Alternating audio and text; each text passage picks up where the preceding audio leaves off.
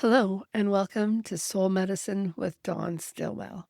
This week, we're going to do a continuation of the Jezebel files, and let's just recap where we ended off last week.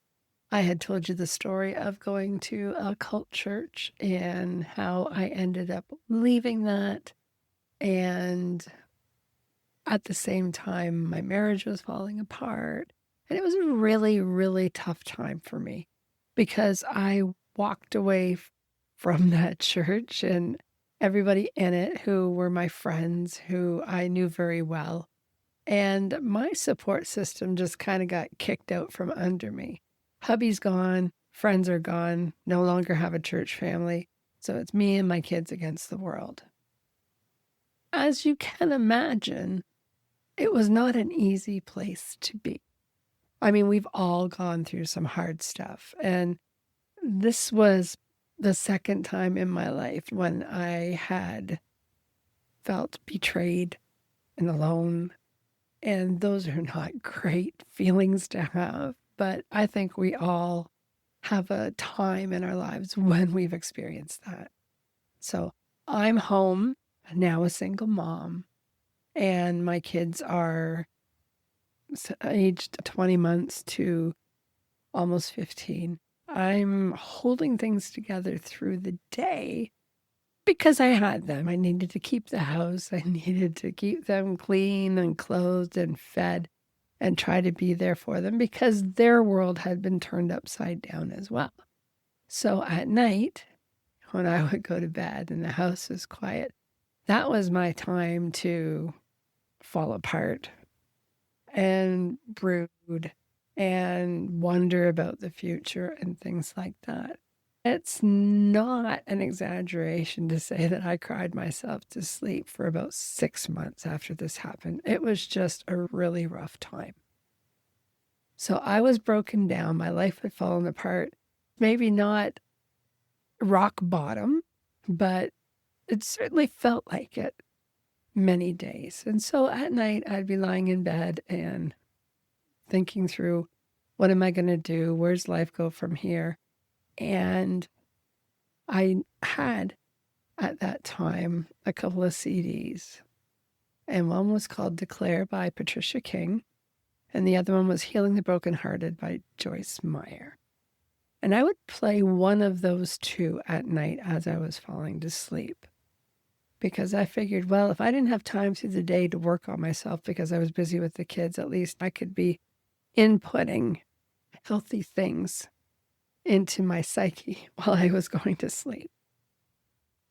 And it took some time, but I did find myself feeling better because these CDs, they were biblically based. They used a lot of scripture, but they were the really uplifting scriptures. And so I'm feeding myself that at night as I'm going to sleep. And I did find that emotionally, I was starting to feel a bit better. And I think at some point, it just kind of clicked in my brain. There is something to this. There is something to having good things spoken over you and filling your eyes and your ears with good things about yourself. I don't believe the same way I did back then. And I might not use the same sort of products if I found myself in that position again. But there is really something about speaking good over yourself. And some people will do that in the form of affirmations. And then we get into a slippery slope there for some people because, oh, affirmations, that's just one step away from manifesting. Well, you know what? I think if you feed on good, you attract good. And we'll leave it at that. But what I'm trying to relate here is that I noticed that things got better when I started listening to things that built me up and when I started saying things about myself that built me up. Because at that time, I had this little voice in my head, and some of you can relate to this, that was negative and very critical. And a lot of us grow up in situations where that voice could be your mom or a teacher or an ex-lover or something like that. But the thing is, these unkind things get rooted deep inside, and then our brain regurgitates them when things happen. It's like, oh my gosh, I can't believe I did that. I'm so stupid. I'm this, I'm that. And I got to tell you, we need to stop that, because you're just kicking yourself when you're down. Why would you want to do that? Well, it's because that's what we've learned. And I think Maya Angelou said, we do the best we can with what we know, and when we know better, we'll do better. But the thing is, most people do the best they can with what they know, and then when they know better, they do better. And I was doing the best with what I knew, and then I learned to do better. And it was an ongoing thing. And I've been at this for 21 years, and I'm in a really great spot now. But those early years, it was tough, because how do you teach that voice inside to speak more kindly? And that really has to do with how badly do you want to quiet that voice and replace it with one that's kind. And so I worked at that for a long time. I'm still working on it. I am so happy for the internet, because there are so many free resources out there. All kinds of things on YouTube that you could tune in and listen to when you go to sleep. You can listen to when you're doing things that don't take your mind, like when you're cleaning the house or driving in your car. There's no reason why you can't be actively teaching yourself to be kinder to yourself. If you can't be kind to yourself, how are you ever going to expect others to grant that kindness to you? You have no control over them anyway. So you be kind to yourself. Speak kindly about yourself. And when you do that, it does uplift you. And at some point, you find that the negativity is starting to be drowned out by more positive things. So I've been a work in progress for 20 years. And like I said, I'm in a good place. And we're going back, I think it was 7 or 8 years ago.